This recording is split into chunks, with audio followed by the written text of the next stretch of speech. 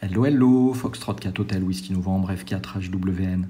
J'espère que vous allez bien et on se retrouve pour une petite vidéo de présentation de la version 3.8 de mon firmware. Alors, je vais procéder de la façon suivante. Je vais commencer d'abord par vous présenter un certain nombre de correctifs qui concernent la version Bandscope, Broadcast et Rescue Ops.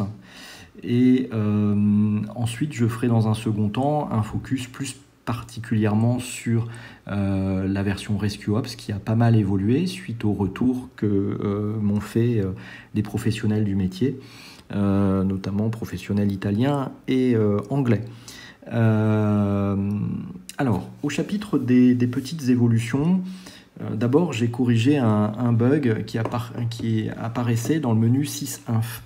Alors, vous voyez là par exemple, j'ai une version Rescue Ops en version 3.7. Je vais aller sur le menu 55, sysinf, qui affiche la tension, le pourcentage de batterie, la version du firmware. Et logiquement, ça doit afficher également l'édition. Vous lisez, pourtant je suis en Rescue Ops, vous lisez Broadcast. Pourquoi, comment? C'est un bug. Donc si je prends maintenant une version Rescue Ops version 3.8, eh bien si je vais dans les menus et que je regarde dans sysinf, vous avez la tension, le pourcentage de batterie, la version du firmware et Rescue Ops qui est bien sûr affiché en bas. Donc ce bug, il a été remonté par un utilisateur du groupe UVK5899 UVK6 User Group, donc groupe anglo-saxon sur Facebook. Et je remercie vivement la personne qui m'a remonté cette anomalie, puisque il fallait la fixer, hein, c'était pas du tout normal. Deuxième problème, qui cette fois concerne, je vais vous la montrer sur une version Rescue Ops 3.7, mais ce problème se passait avec toutes les versions, hein. C'est le problème suivant. Donc vous savez, depuis la version 3.6 je crois, je vous avais présenté la fonctionnalité de Scan Resume Mode. C'est-à-dire que par exemple, là vous voyez, je suis en train de scanner la liste 2 en l'occurrence. Si j'éteins le poste et que je redémarre, le scan repart tout seul sur la liste 2. Pas de problème jusqu'à là. Le problème est le suivant. Passage de balise. Le problème est le suivant. Si je redémarre le poste en appuyant sur PTT et F2 pour passer en mode AirCopy, eh bien voilà le souci. Le fait d'avoir un Scan Resume Mode actif fait que ma fréquence dédiée à la fonctionnalité AirCopy passe son temps à changer. Voilà, donc ça c'est dommage. Donc ça aussi ça a été corrigé. Je vais vous le montrer avec une version Bandscope en 3.8. Donc pareil, je fais un scan. Voilà, donc j'ai bien un scan en cours sur la liste 1 ici. J'éteins le poste, je le rallume, PTT F2, je passe en AirCopy. Je reste bien sur ma fréquence 434. Je peux faire ma réplication tranquillement. Et si j'éteins et que je rallume le poste, mon Scan Resume Mode va repartir avec le scan sur la liste 1. Voilà. Donc ça, c'est un problème qui m'a été remonté par les issues GitHub. Donc je remercie la personne qui m'a remonté également ce bug. Ça m'était complètement passé au-dessus de la tête. J'avais pas du tout remarqué ce comportement. Comme quoi, hein, on a beau essayer de tout contrôler, parfois on passe à côté de certaines choses. Troisième évolution également. Alors je vais vous le montrer sur du coup un post, en l'occurrence je repars sur ça parle sur la bande PMR. Je vais vous le montrer sur une version Rescue Ops 3.7. Donc je vais arrêter le scan déjà. Vous savez que si je regarde, je sais pas sur quel bon, je suis en main only, mais je vais passer en mode Dual RX Response. Voilà. Vous voyez là ici j'ai un affichage avec des petites polices ici qui correspondent tout simplement au fait que je suis en mode 7GUI Tiny. Si j'avais été en classique, j'aurais eu des grosses polices. Bon. Donc je me remets en mode, tiny. Je retrouve mes petites polices ici. Mais si je change de mode et que je vais notamment en mode main only,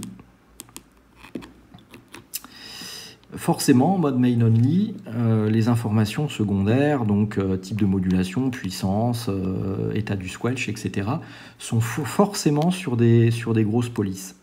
Et bien désormais, avec la version 3.8, le mode tiny va affecter tous les affichages. C'est-à-dire que là, vous voyez, je sais que je suis en 7G8 tiny puisque j'ai des petites polices ici. Eh bien, si je change de mode et que je passe en main only, j'ai des petites polices également. Voilà. Si je veux reavoir des grosses polices en mode main only, il suffira tout simplement que dans mon 7GUI, je repasse en mode classique. Voilà. Donc ça aussi, c'est une évolution. À vous de voir si vous en avez l'usage ou pas. L'autre chose sur laquelle j'ai travaillé à nouveau, c'est la sortie de veille. Alors là, j'ai une mise en veille au bout d'une minute. On va voir deux choses. Retenez bien un point important, c'est que je suis sur la bande PMR 04. Et mes bandes PMR sont consécutives, hein, c'est-à-dire que si je fais up, je vais passer sur PMR 05, 06, etc., etc. Ou si je fais down, la flèche vers le bas, je vais passer sur PMR 03, 02, 01. Vous allez voir, c'est important. Donc là, on va attendre qu'ils se mettent en veille. Et la première évolution que j'ai faite, c'est que vous voyez, l'écran commence à clignoter seulement 10 secondes avant la mise en veille. Voilà, donc vous avez juste vu clignoter l'écran 5 fois, c'est tout. Donc une fois toutes les 2 secondes, 10 secondes avant de passer en veille prolongée. La réduction de ce temps, il y est tout simplement au nombre considérable de messages que j'ai reçus. J'ai reçu plein de messages qui me disaient 30 secondes, c'est trop long. Bon, c'est ce que j'appelle des signaux faibles. Quand je reçois un message, c'est pas grave. 2 messages, c'est toujours pas grave. Mais quand j'en reçois 10, 20, 30, à un moment, il faut écouter ce qu'on me dit. Donc, je dirais pas oui à tout, mais là, j'ai baissé effectivement ce clignotement à 10 secondes. Donc là, on est en veille prolongée, pas de souci. On a le petit clignotement de la LED rouge. Et ben, je vais ressortir de veille en appuyant sur la flèche du haut. Donc, up. Et là, ce que vous remarquez, c'est que le poste s'est réveillé, bien sûr, et que je suis toujours sur le PMR 04. Vous pourrez faire le test avec une version 3.7. Vous verrez que si vous refaites la même opération et que vous avez vous aussi des canaux PMR qui se suivent, hein, je vous le montre, hein, j'étais en PMR 04, je peux me balader. Donc si je suis en PMR 04 et que je fais flèche vers le haut, je passe sur le PMR 05. Et si je faisais flèche vers le bas, je passerais bien sur PMR 03. Vous referez l'opération de votre côté avec une version 3.7 et vous verrez que si vous refaites la même opération, vous mettez sur PMR 04, vous sortez de veille par un appui sur la flèche du haut, vous allez réveiller le poste, mais vous allez vous retrouver sur le PMR 05. C'est-à-dire qu'en fait, non seulement l'appui sur la touche sortait de veille, mais la fonction accrochée à la touche était également jouée. Un autre exemple que je ne vous montre pas, mais si par exemple vous aviez un scan en cours et que vous sortiez de veille suite à la mise en veille du poste par la touche Exit, votre scan se serait arrêté. Alors que là, si vous avez un scan en cours et que vous sortez de veille par la touche Exit, le poste se rallume et le scan continue.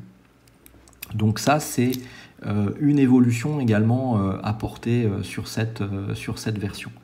Voilà, donc je pense que là, en fait, j'ai fait à peu près le tour sur toutes les fonctionnalités qui ont été corrigées ou améliorées sur version Broadcast, Bandscope et Rescue Ops. Je cherchais le mot. Maintenant, on va faire un focus plus particulièrement sur les évolutions du mode Rescue Ops en particulier. Alors, la première chose, c'est quoi ? Je vais changer l'affichage. Je ne sais plus où ça se trouve, je ne dois pas en être loin là. Ouais, je vais repasser en mode affichage dynamique plus fréquence. Voilà. Alors, déjà, première chose, lorsque vous passez en mode Rescue Ops, je vais le faire. Donc, j'appuie sur PTT, j'appuie sur M. Ne cherchez plus le petit R en vidéo inverse. Le fait d'être en mode Rescue Ops est matérialisé par le fait que vous avez écrit RO, Roméo Oscar, dans la barre de statut. Quand vous avez Roméo Oscar d'affiché dans la barre de statut, c'est que le mode Rescue Ops est activé. Vous ne pouvez plus aller dans les menus ou faire des appuis longs sur étoile scan ou ce genre de choses. Bon. Deuxième chose, vous l'avez remarqué, je viens de passer en mode Rescue Ops et pourtant je suis en mode Dual Watch. Ça c'est un souhait en fait des secouristes. Ils m'ont dit, tu sais, on n'a pas forcément besoin d'être en mode Main Only. On peut trouver un intérêt également à avoir un affichage avec les deux fréquences. C'est pour ça que souvent d'ailleurs, je vais ressortir, ce qu'ils font c'est que ils se mettent dans ce mode là. Donc ça doit être vers le menu, voilà, ils se mettent en affichage name. Donc même avec les deux VFO, ils ont une grosse police avec le nom du canal, ils n'ont plus la fréquence et ça leur va très bien comme ça. Donc en fait, quand vous passez en mode Rescue Ops, que vous activez le Rescue Ops, vous vous retrouvez dans le mode RX Mode que vous avez paramétré.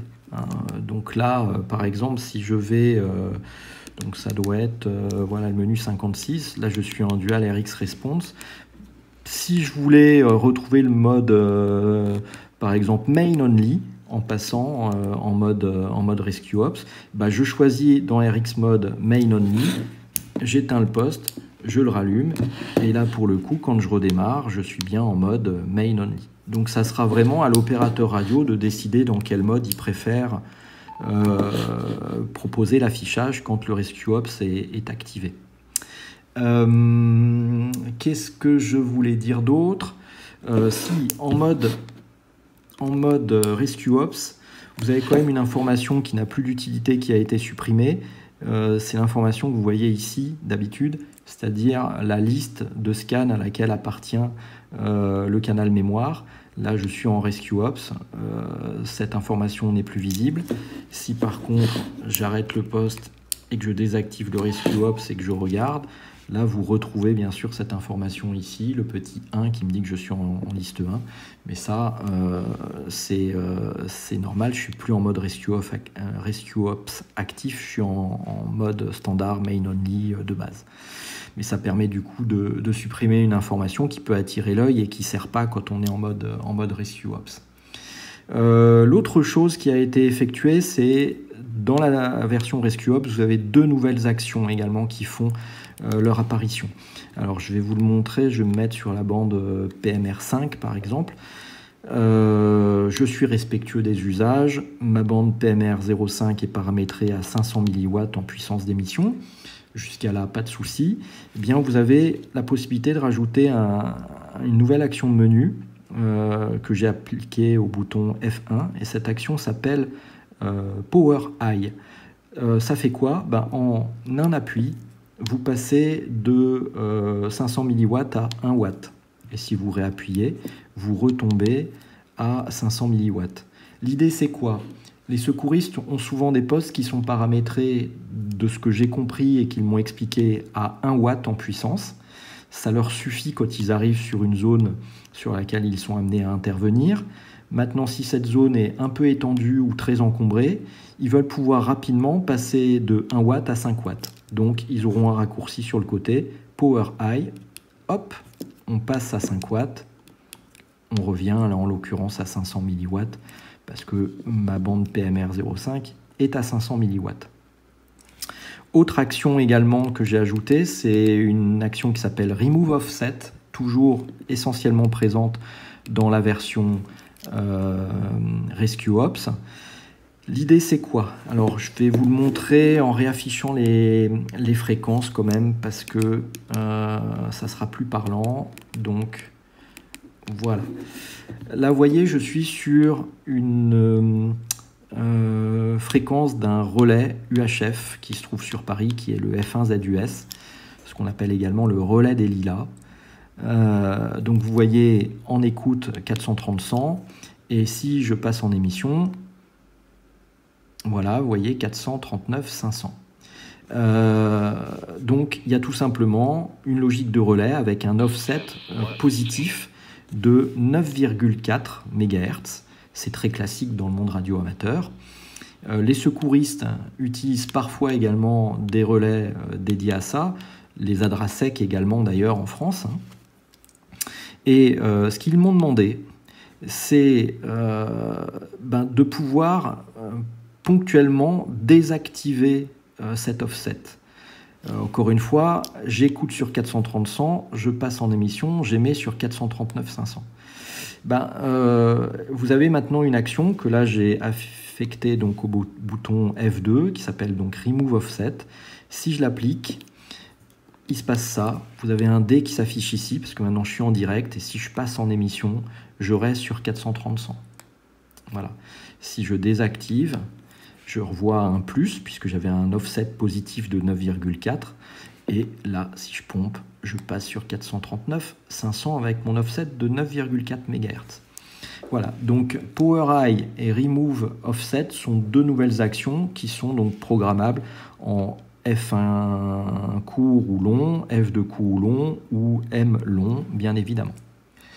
Ce qu'ils m'ont demandé aussi, c'est de rendre tout de même en mode, alors on va le faire, je redémarre en mode Rescue Ops, c'est de rendre tout de même fonctionnel l'appui long sur la touche F qui permet de verrouiller le clavier. Donc voilà qui est fait, on a effectivement le cadenas qui s'affiche. Pourquoi? Tout simplement parce que les opérateurs radio qui l'utilisent dans le cadre des secours ont parfaitement mémorisé la sérigraphie de la touche, et ils ont l'habitude que cette touche permette de verrouiller le clavier. Donc c'est à nouveau fonctionnel, et ils m'ont demandé également de rendre fonctionnel l'appui long sur la touche AB qui permet éventuellement de changer de VFO. Voilà, donc ça aussi c'est fait. Je pense avoir fait à peu près le tour de toutes ces évolutions, et c'est déjà pas mal, hein. Alors je tenais tout de même à vous préciser un certain nombre de choses concernant cette version Rescue Ops. Pourquoi? Parce que j'ai reçu des messages de personnes qui m'ont dit « mais oulala, attention, c'est dangereux, cette version dédiée aux secouristes, s'ils se mettent à passer en émission sur, je sais pas, le 70 MHz, tout ce genre de choses, les harmoniques, les machins, les trucs. Faites-moi confiance, ces gens sont des vrais professionnels, ils savent parfaitement quelles sont les limites de ce poste, et ils l'utilisent pour ce pourquoi ce poste est fait, ni plus ni moins. Alors, encore une fois, je vous l'ai dit dès la dernière fois, je ne suis absolument pas un spécialiste des secours. Maintenant, je vais vous expliquer comment est-ce qu'ils utilisent ce poste pour juste vous donner quelques petites informations. Très souvent, ils utilisent officiellement du matériel qui est à la norme Tetra. C'est des transmissions numériques, chiffrées. En France, notamment, les pompiers, pour être focus sur eux, utilisent Antares. Mais d'autres services, par exemple la gendarmerie utilise Ruby, vous avez peut-être entendu parler aussi d'Acropole, etc. etc. C'est à chaque fois des modes numériques chiffrés.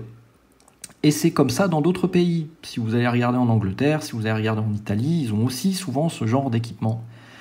Le problème, vous allez vite le comprendre si vous allez regarder le prix d'un poste de radio à la norme Tetra. Un poste de radio à la norme Tetra, ça coûte 1500, 2000, 2500 €. C'est des postes durcis, étanches, robustes, etc. etc. Et souvent, ils n'ont qu'un poste à la norme Tetra par équipe. Quand je dis par équipe, j'ai bien dit par équipe, pas par équipier. Bon.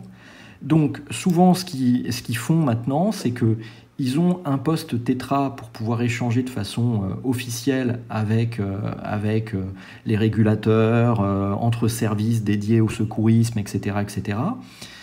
Et entre eux, pour pouvoir organiser leur communication et être efficaces sur le terrain, ils utilisent ce poste sur les bancs du HF-VHF. ni plus ni moins, c'est-à-dire sur les bandes qui sont dédiées et adaptées à l'utilisation du BK4819 qui se trouve dans ce poste. Ils ne vont pas chercher à paramétrer des fréquences de secours sur le 70 MHz ou ce genre de choses. En émission, ils ne trafiquent que sur des bandes qui sont couvertes par le BK4819. Ça leur arrive également de faire de l'écoute sur des bandes genre par exemple le 70 MHz, ils me l'ont confirmé, mais ils font de l'écoute, pas de passage en émission. Voilà.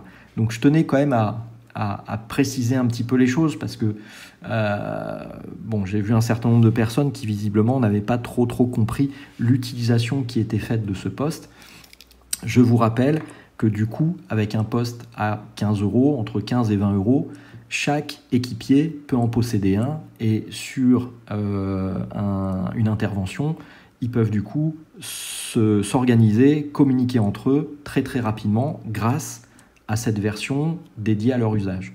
Voilà, c'est ça la finalité de cette version qui a été développée par mes soins. Voilà. Écoutez, je pense avoir à peu près fait le tour. Si j'ai oublié des choses, écoutez, on en parlera lors d'une prochaine vidéo. Je vous précise que ça fait maintenant 1 an que je travaille sur ce firmware. Donc 1 an que l'aventure a commencé. Alors je ne sais pas si ça durera encore 1 an, mais en tout cas, tant que j'aurai éventuellement la possibilité de vous rajouter des petites choses, je le ferai avec grand plaisir. Mais je tenais tout de même à vous remercier tous et toutes pour tous vos messages, toujours souvent très sympathiques. Bon, il y a toujours quelques truites, les moins bien oxygénées du ruisseau, qui se manifestent, mais c'est pas grave, ça fait partie du jeu. Voilà, donc sous la vidéo, vous allez trouver la description avec tout un tas d'informations et de liens utiles. Sous la description, bien évidemment, les commentaires pour les questions, les remarques ou les insultes.